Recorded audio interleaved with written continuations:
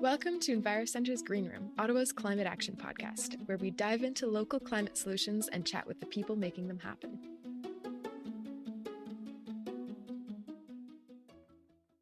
Hi everyone, I'm Mimi and welcome back to the Green Room.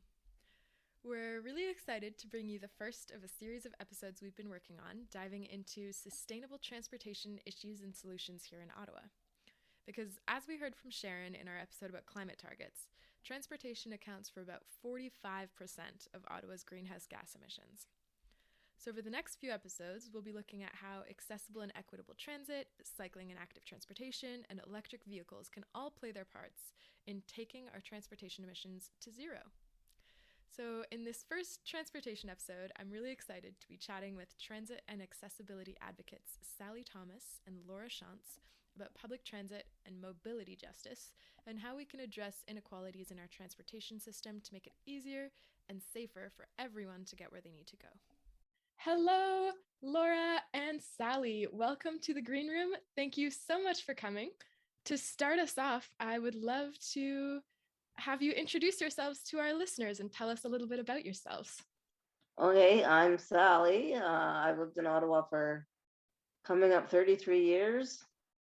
I'm just now starting to be interested in the environment a little bit as I age and trying to find ways to make environmental issues more inclusive for people with disabilities.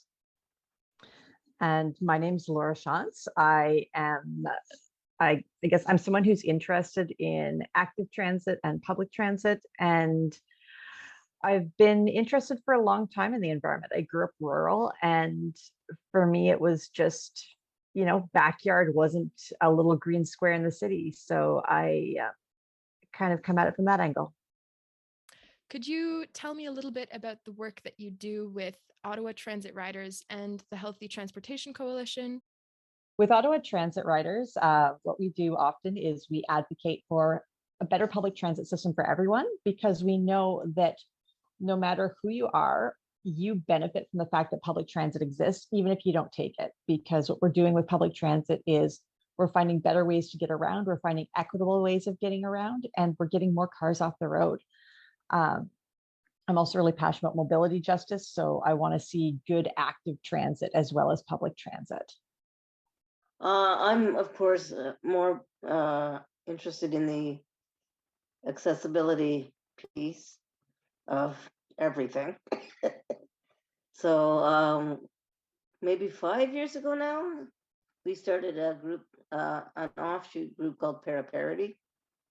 So there's about 5 of us that advocate for equitable transit within the OC Transport system. And we've been working on making it more equitable for everyone, but particularly people with disabilities. As somebody who uses a wheelchair full time, the bus system is only as good as the pedestrian infrastructure. So right now I find myself using paratransport more than I would like, simply because the pedestrian infrastructure is breaking down and hasn't been addressed. The connections between kind of public transit and pedestrian infrastructure or active transportation infrastructure they're like super closely interconnected, and obviously creating a system that works for everyone is the best way for it to be sort of just, equitable, accessible. So I suppose my next question for you is, what are some of the biggest mobility justice challenges and sort of just general public transportation challenges that you see here in Ottawa? For me, the biggest mobility justice issue I have is that the politicians don't see the value in equitable transit. It seems there's quite a number of politicians. I'm grateful that we're having an election soon, because there are a lot of politicians currently in power who are anti I wouldn't say anti-transit, but it's irrelevant to them. And as representing a number of constituents, everything has to be relevant to you. You have to think about everything because you're not just representing yourself. I agree. It's very important that we have people in charge who actually want to see positive change and who actually care about, what the day-to-day experience of transit is for people, what the day-to-day experience of getting around the city is. For me, one of the big challenges is that we've really seen, unfortunately, a loss of confidence in public transit. We've seen a lot of people who just say, oh, well, the train derailed a couple times, or, we've seen all these problems. I just don't feel like it's something I should take. I don't feel like it's something that's safe, or I don't feel it's convenient, or it doesn't work for me. And, to me, this big challenge is, how do we get people to see the value again? How do we get people to say that, yes, this is worth investing in? Yes, it's worth taking the time and effort to get a system that actually works for everybody. Because unfortunately, it's really exciting for a lot of people. It's really lovely that we're able to work. A lot of us are able to work from home. And frankly, from a climate perspective, it's great if we can, get some cars off the road because people aren't commuting downtown. But at the same time, we can't just throw public transit out with that. We need to have a system that works for folks, and we need to be willing to have the tough conversations about how we build that confidence and how we get people, engaged and excited to be using public transit again. If I could just add to that, public transit is for everything. It's not just for people going to and from work. People like me use transit for literally everything. I cannot leave my house.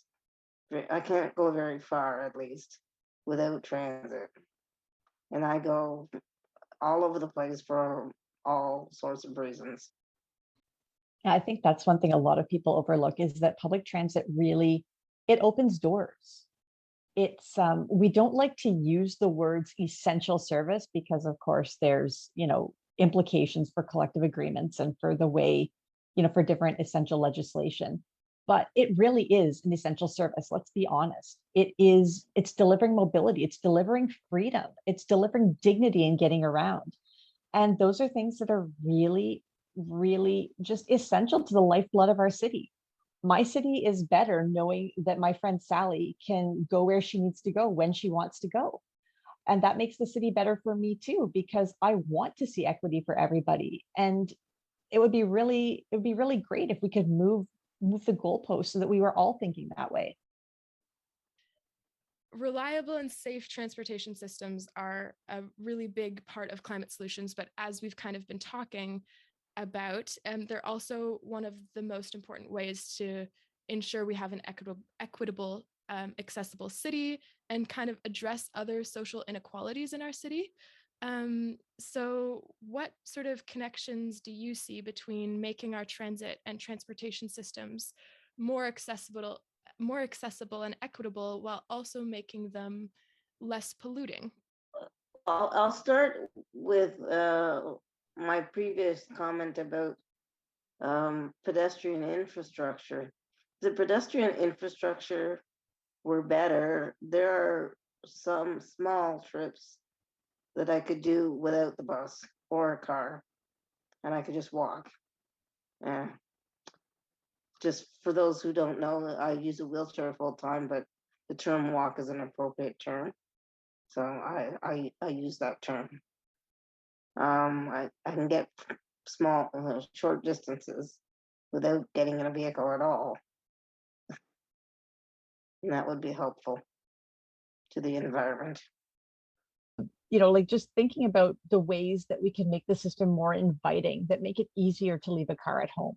So maybe that's, in terms of our transit system, also thinking about how to make those connections easier, how to make them more seamless.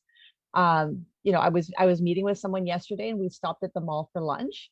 And then I had to, my transfer had just expired before we got back on the train.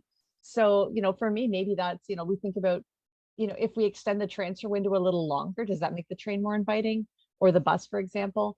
Or are there other things we can do in the system in order to, like we were talking about equity too, thinking about the fare piece, because there's a big debate right now about whether free transit is worth it, whether we should be having people pay cash at the fare box or through their Presto card, or whether we should figure out other ways of funding this whole transit piece. And it's a conversation that I strongly believe we have to have as a city, because we do have equity fares right now. We do have some lower cost fare passes. The adult regular it just went up. I think it's about $125 now. It was $122 before. But the lower cost pass is $42, which is a significant amount cheaper. But at the same time, for a lot of people, that's still a big chunk of change. So are there ways we could make that more accessible, more inviting, to make it open it up to more people? We've seen the start of, some thought with that in terms of offering free transit passes to people staying in the city, in the emergency shelters, and to people who are coming to Canada and to our city as refugees. And those are great places to start in terms of equity, but that whole piece of just making sure that everybody can afford to get around with dignity, that is a really, really important piece. And to me, it's something that everybody could be proud of. It's something that, I take pride in knowing that we have a system that's available for everyone. In terms of getting the cars off the road or the greening of the system, it's also, we've seen a lot of excitement with the idea of electric buses coming. I know councillors have been asking if we can get the schedule of where those buses will be a few days in advance, so they can invite their community members to come out and give them a try, hop on, take a listen. Because if you've seen them on the street, they are a lot quieter. So that's something that could be kind of fun too. This idea that, using those green innovations to kind of draw people in to give transit another try, if maybe their previous experiences weren't great, or they're used to, maybe they live in the suburbs and they stopped taking transit during the pandemic, and they were used to clunking up the 174 or hitting every pothole along Montreal Road on their trip home from downtown. And maybe, riding on a quiet, smooth electric bus on a smooth street might be kind of enticing, might be kind of exciting. Those user experience pieces are important. And just if we could talk about the LRT a little bit, I like the LRT a lot, but primarily because I haven't been stuck on it. I've been lucky, but the few times that it's been stuck, their evacuation processes are non-existent pretty much, and certainly unrealistic at best. So every time I ride the LRT, even though I have yet to have a bad experience, it does make me nervous. What if this is the time that I'm going to be on the train and something bad's going to happen? Yeah, I mean, it's super important to feel safe and to feel that well, not even just to feel, but to actually know that there's a plan in place if something something goes wrong. So it's definitely, like you both mentioned, this idea of like rebuilding trust in safe, reliable transit and making the system more inviting. I think that feeling safe is a really key part of that. Absolutely. I think like the safety piece, as Sally was mentioning, we really need to have a lot of transparency about that safety piece, because I think that's one of the key pieces to getting people back on transit, to give people the confidence that if something does go wrong, that they're taken care of, that they're protective, that someone has thought of this before and knows what to do. That's really important. We've addressed safety in a number of ways, because there are all those aspects of like what happens if the train breaks down. But we also need to think too about those environments when you get off the bus. Do you feel good to walk home from the bus stop? Does that feel like a nice, safe thing? And that's also about, the experience in our neighborhoods. Have we made them places that are enjoyable to be outdoors in? Does it feel good to walk home at night from your nearest bus stop? Or does it feel good to wait at that bus regardless of the weather, if it's 32 degrees in the shade or if it's minus 25 and windy. And making the environment one that's inviting, one that is kind of that gives us some kind of buffer for our extreme climate, because now we're seeing more and more of these extreme heat and extreme cold and everything in between, extreme rain and windstorms. We need to also make sure that our network is one where what would have happened during that storm if you were on OC Transport waiting for a bus? Would you have been sheltered, or would you have been standing there in 100-kilometer-an-hour winds? It's something people think about, and trying to make those pieces more inviting is important too, to get people back thinking transit again. I would love to hear from you both about some of the things that you think some of the solutions you see around what would make the transit system and transportation system in general in Ottawa more inviting, more accessible, and what are some solutions that would maybe rebuild a bit of trust in the transportation system in Ottawa? I feel like it needs an overhaul, to be honest with you, perfectly honest with you. I feel like the system, the transit system needs an overhaul. It needs new blood. The people that are at the top of the transit commission are not transit advocates. They're not transit users. So we need people like Laura, who's a transit user, to be one of the decision makers when it comes to transit. The decision makers need to be transit users and transit friendly individuals, and that isn't the case at the moment. Absolutely.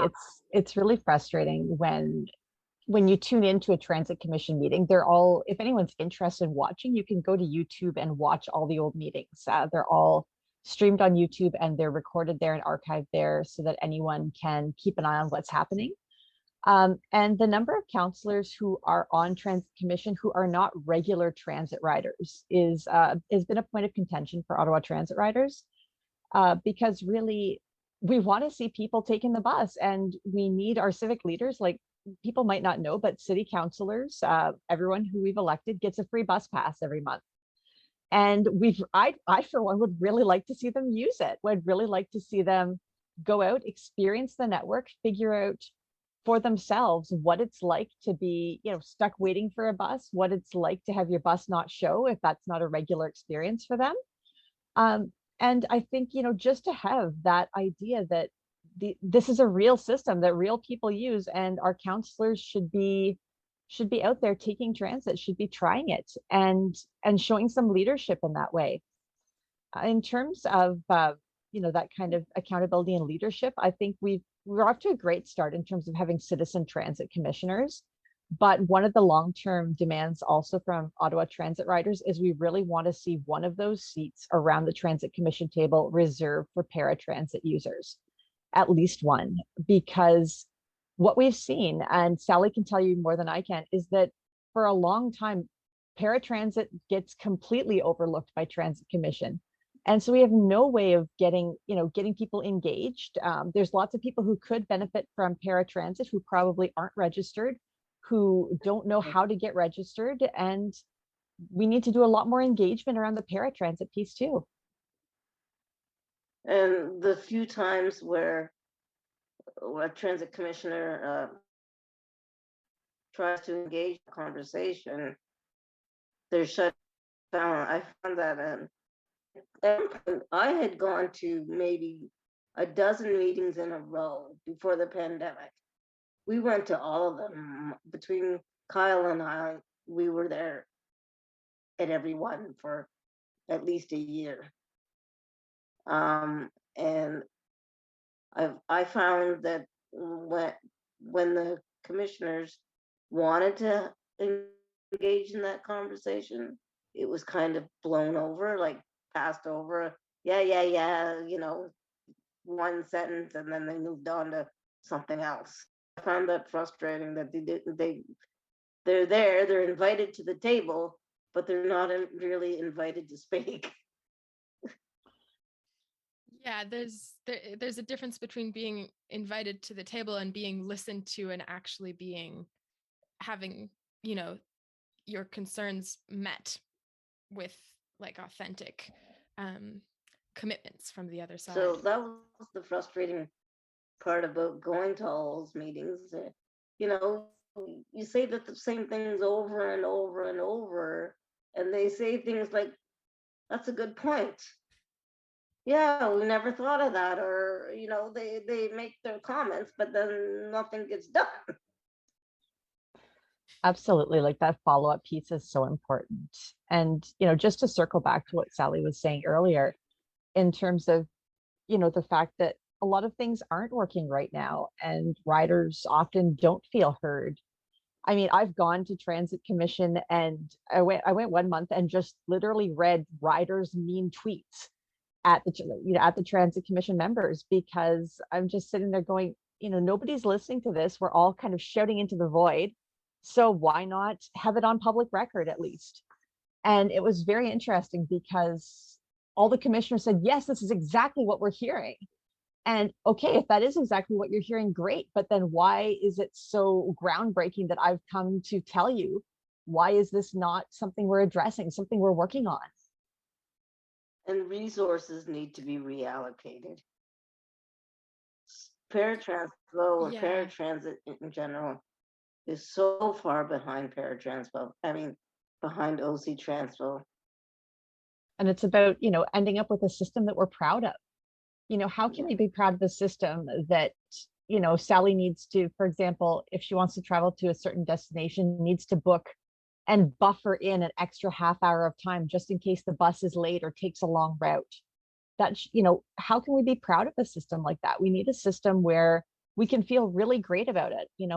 I'm not a big traveler myself. My sister, on the other hand, is, and she's told me about times when she goes and visits friends in different places around the world and they invite her to come ride public transit with them because it's the fastest way to get around. And the systems are, they're clean, they're friendly, they're inviting.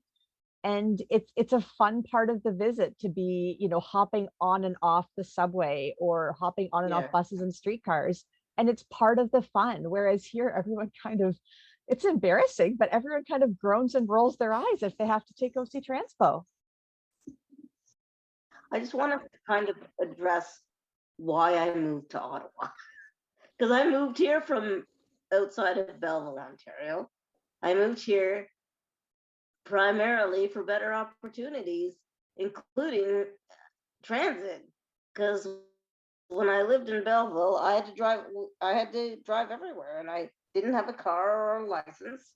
And I moved here primarily because it's a space I felt like I could get around easily by myself. And the longer I've lived here, sadly, it seems to be trending in the wrong direction. Or it's going a little bit in the right direction and then a lot in the wrong direction before it turns back into the right direction. It's not a great sign when things feel like they're going back and forth more than they're going forward. Yeah. A lot of these issues are really interlinked. Fun fact for your listeners also is the fact that lower income folk, because a lot of time we're talking about transit and there's this idea that transit's for poor people. And I mean, it sounds kind of gross to say it that way, but frankly, that's a preconception a lot of people hold. But to remember that, low income folks who take transit actually have some of the lowest carbon footprints of anyone in our city. And frankly, transit is part of the reason for that. And it's something we need to valorize. On the question of transit more generally, one thing that always kind of sticks in my mind is, we need to just not be okay to settle for good enough. We need to actually be pushing for better, for something we can be proud of. And there's no reason for us just to say, well, things kind of sort of work the way they are, so we may as well just kind of sort of keep going the way we are. There's no reason that we can't push for better. There's no reason we can't dream bigger when it comes to transit. There's no reason we can't say, we deserve a system that works for us, that does what we need it to, and that is truly excellent. There's no reason we can't say that, yet somehow we just resign ourselves to saying, well, OC Transpo, you know how it is. And folks are okay just leaving it at that. But in my mind, just no, we can't settle. Like, we can push for better. I have a tattoo that says Absolutely. "Dare to Dream." That should sum it up. Absolutely. Dare to dream. I love it.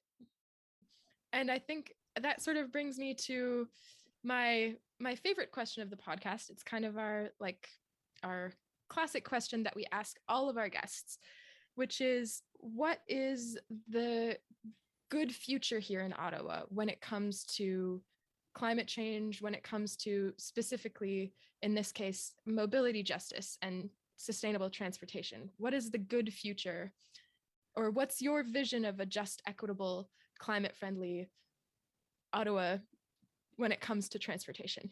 So I've been involved also in the discussion regarding the neighborhoods from the beginning, almost since the beginning at least, more than a year. And if what we have discussed over this past year comes to fruition, and they're talking about building better infrastructure and neighborhoods that include everything that you need, so that you don't have to get in a car to get what you need. That is my hope, that this all works. But my fear is that I've spent all that time giving my feedback on how to make this an accessible endeavor and an equitable endeavor, and it won't have been listened to or acted upon. Hopefully somebody proves me wrong. I don't mind being wrong in these instances. I would love to be wrong. Yeah, I think like I really admire that idea for a future, where we can all get around easily, and that basically, our city becomes a place that's barrier free, that, you know, none of the things that are currently barriers, like anything from, physical accessibility or mobility challenges, aren't a barrier. Income isn't a barrier. Discrimination and harassment, which unfortunately are sometimes the realities of transit too, aren't a barrier. It would be really beautiful that we just had a city where everybody can get where they need to go, and they can do it quickly, efficiently, and in a way that they can feel good about. And that would be a huge success in my mind, that we could just get rid of those barriers and make this a place for everyone, where the people of Ottawa really get, the system that frankly we all deserve, and that we have to be willing to fight for. For anyone in Ottawa who is looking to get involved in equitable, sustainable transportation in the city, and they want to get involved in advocacy or projects ongoing around that topic, do either of you have any recommendations for where they could get started, where they could get involved? Yeah. Of course, Ottawa Transit Riders or Healthy Transportation Coalition. But I'm sure both organizations, I'm a member of both organizations, and I know for a fact we would welcome new members. Absolutely. There's just so much when we get together and work together for change, we can accomplish so much more. And also there is the added bonus side effect that when you get really frustrated about these things, you're not shouting into the void by yourself, that there's other people around who get it, who understand, who have seen those frustrations, and who want to improve it just as badly as you do. And, to me, that kind of solidarity is a big reason to be involved. And I guess the other thing too is, keep an eye out around your neighborhood. Look for accessibility barriers, look for things that could be improved, and flag that stuff, because we all, frankly, like from an accessibility point of view, it's not always the most comfortable thing to remember, but if you're able-bodied right now, it's really important to remember that that's a temporary thing. And if you're seeing accessibility barriers around your community, write to your counselor, tweet that at the city, get it out there, get it addressed, because the more barriers we can remove, the better the city is for everyone. And it doesn't take a lot to file a 311 request for, a broken sidewalk that is a tripping hazard or could hurt someone. And these little things make a huge difference in making our city a more accessible, welcoming place. Also, I feel it's important that city officials hear from more than just the usual suspects. Absolutely. I think they get tired of us and tune us out. Yeah, Sally, whatever. I feel that way sometimes. And conversely, sometimes I remember distinctly being invited to a meeting at City Hall and deciding that day I didn't have the spoons to sit through a meeting and I was going to art class instead. And Trevor, I was invited by Healthy Transportation Coalition, and Trevor, God, it was funny to me that he literally read the text I sent him back, which was basically, I would rather go paint than bang my head against the wall talking to these people today, or something to that effect. But I kind of put it in that blunt terms, and he literally read it word for word in front of them, because I think somebody asked him, one of the counselors asked him, where's Sally?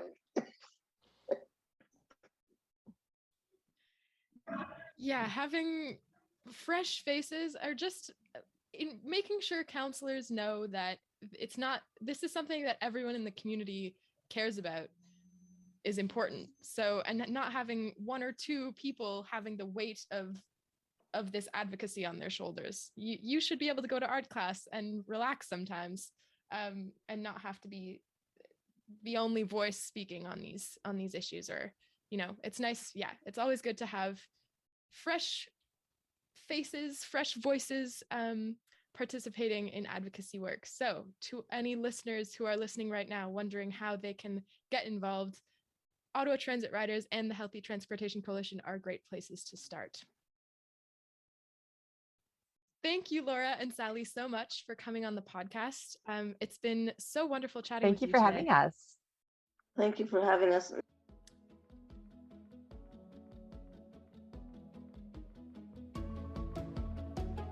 That's it for this week's Green Room. Thank you so much for joining us as we get to the heart of climate action. You can find out more about our work and sign up for our newsletter at envirocenter.ca. Follow us on your favorite podcast app or subscribe on YouTube.